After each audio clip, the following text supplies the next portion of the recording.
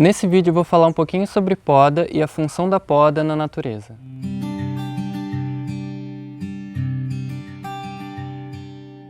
A poda, da forma como a gente conhece, costuma ser uma interferência humana, né? A gente vai até a árvore que a gente quer e tira alguns galhos ou então remove a árvore inteira. Nesse caso se chama remoção ou supressão, mas a poda costuma ser uma interferência humana. O que a gente nunca pensa quando a gente pensa em poda é que ela ocorre naturalmente num ambiente florestal, no meio de uma mata, em qualquer lugar que seja, até num campo aberto, onde tem uma árvore sozinha lá, em algum momento ocorre uma autopoda dela, né? Ela vai morrendo ao longo do tempo e alguns galhos começam a cair, até cair a árvore inteira. E observar esse fenômeno leva a gente a compreender qual é a função da poda, por que a gente interfere dessa forma. A poda é a ferramenta, é o veículo pelo qual a gente consegue acelerar o máximo possível o desenvolvimento da biodiversidade de um sistema. Então o que a gente observa na natureza é que quando acontece essa poda natural, quando uma árvore cai, quando os galhos dela caem, ela cai diretamente ali no solo, ao redor dela, e aquele solo vai ficando mais rico por conta da decomposição daquele material que caiu da árvore. Então, imediatamente após que aquele galho cai, você começa a observar que chegam bichinhos de diversos tipos, além dos bichinhos que já estavam no galho decompondo a árvore no alto, né, antes dela cair. E ao longo do tempo, a biodiversidade naquele galho que está decompondo ali no solo vai só aumentando, vem surgindo, né, cupins,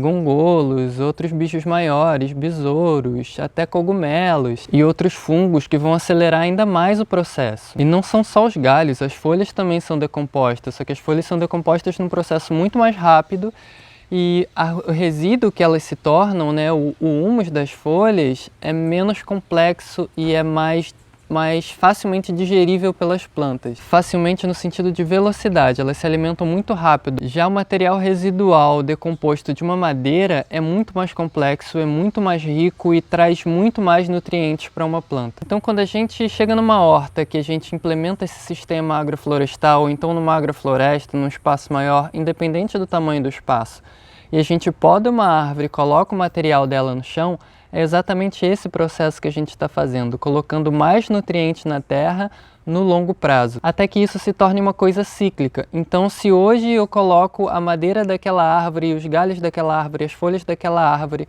por menor que ela seja, pode ser um pezinho de manjericão, se eu coloco na terra, daqui a um tempo, dependendo do tamanho da planta, pode ser uma semana, pode ser um mês, pode ser um ano, aquele material que eu coloquei ali em cima da terra vai entrar em decomposição.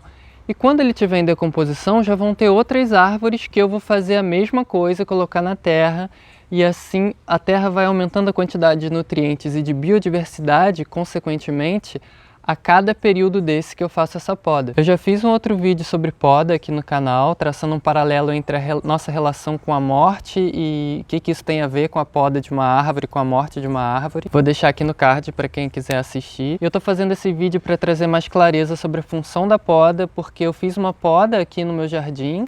Recentemente eu postei lá nos stories para o pessoal ir acompanhando e fui explicando detalhadamente. E muita gente perguntou o motivo da poda. O motivo principal é porque a árvore estava colocando em risco a vida dos moradores aqui da casa, né? Ela estava muito em cima da casa, já estava no seu estágio final e já tinham caído alguns galhos. Mas existem vários motivos paralelos a esse, né? Quando a gente vai podar uma árvore, a gente não simplesmente escolhe uma árvore aleatória. É uma relação com a natureza. A gente observa e entende qual é a árvore que está mais apta ou mais pronta para sair do sistema. Normalmente aquela árvore que já está velha, que já está morrendo, que já não aguenta muito, ou então aquela árvore jovem que a gente plantou, mas que não vai ter uma função para o sistema futuramente, quando a gente tem outros planos para o desenvolvimento daquele sistema, daquele espaço de produção. É nesse momento que a gente interfere e poda aquela árvore. E por que a gente poda? Por que a gente precisa interferir? Eu costumo pensar que a gente não tem tempo de vida suficiente para esperar uma árvore se podar naturalmente. Imagina que uma embaúba demora seus 10 anos para crescer, se desenvolver e cair. até mais do que isso. Se eu chego hoje num espaço vazio, será que faz sentido eu esperar uma embaúba crescer 10 anos, 20 anos, até ela cair e morrer, até tantos anos depois, se ela, o tempo que ela demorar para se decompor, para depois eu começar a plantar o meu alface, a minha rúcula na lignina, no material residual daquela embaúba? Não faz muito sentido, né? Então o que a gente faz é interferir acelerando esses processos. Se a gente está num espaço onde não tem árvore nenhuma, não tem, ou então as árvores que tem não dá para a gente podar porque são muito jovens, ou então infringe alguma lei ambiental, a gente pode trazer de fora, né? Provavelmente na sua cidade existem árvores sendo podadas e isso vai para um setor de organização público, né? Uma cooperativa de lixo, um setor de triagem disso, você pode simplesmente pedir o material dessa poda. Em muitos lugares, esse material já é triturado e fica lá à disposição de quem quiser pegar, ou então fica acumulando cada vez mais. Então é possível você pegar esse material, botar no seu carro e levar para o seu jardim. Eu já fiz muito isso. Outra dica boa também é pegar serragem em serraria, né? Verifica só se não é um material serrado, uma madeira serrada com nenhum tipo de química, verniz, esse tipo de coisa. E você pode usar aquela serragem, aquilo ali já é madeira praticamente decomposta, né? Só falta a ação de alguns micro-organismos ali e vai virar terra, vai virar humus de altíssima qualidade. Uma terceira dica é você ir num restaurante ou numa pizzaria que usa forno a lenha e aí você retira ou pede, né, as cinzas do que foi feito ali com aquela lenha.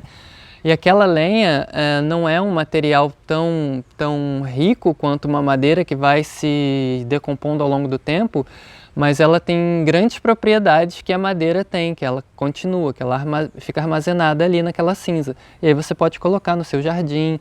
Não é cinza de papel, de papelão, de lixo queimado, é cinza de madeira mesmo. Então se você não tem acesso à madeira, já tem aí 3 dicas para você ter o mínimo de acesso à madeira para poder compor ainda mais a sua horta e trazer biodiversidade e nutrientes. E a importância dos nutrientes para a terra eu não preciso falar, né? Mas eu vou fazer um outro vídeo sobre isso, relacionando a pragas e parasitas e problemas que a gente encontra nas nossas plantas que impedem o desenvolvimento dela. Tá muito ligado, tá muito relacionado à nutrição do solo. E ainda existem outros usos para essa madeira. Por exemplo, essa árvore que caiu aqui no quintal, além dela cercar os canteiros, então ela vai servir de nutrientes não só sendo exposta em cima da terra, mas ela está delimitando os canteiros para ficar de uma forma mais organizada.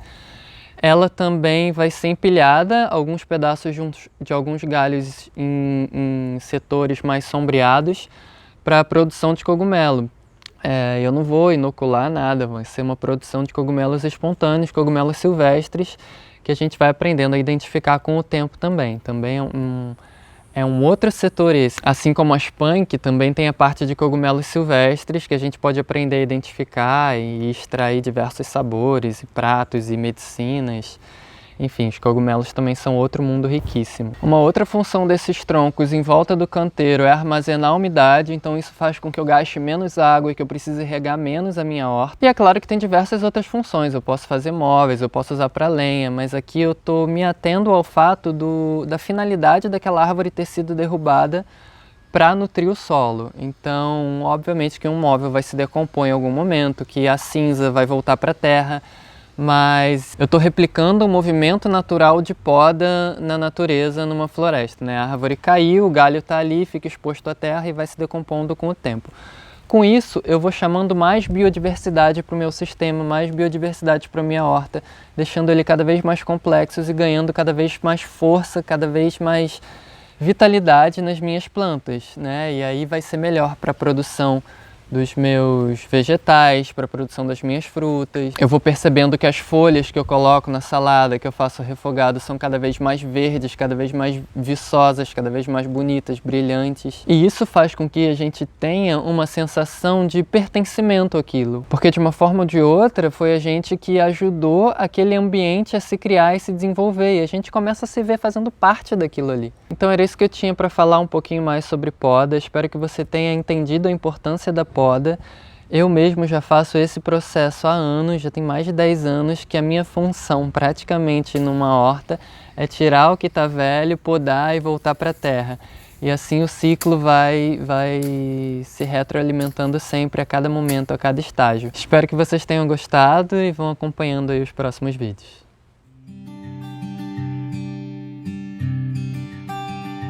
Espero que esse vídeo tenha te servido de inspiração para mudar velhos hábitos. Um estilo de vida simples, a conexão com a natureza e a conquista de mais autonomia acontecem de forma gradual, com a prática. Garanto que em pouco tempo você vai se ver num caminho sem volta, que trará impactos realmente positivos na sua vida. Um novo mundo cheio de possibilidades te espera. Se inscreva no canal, vai acompanhando e a gente segue caminhando junto.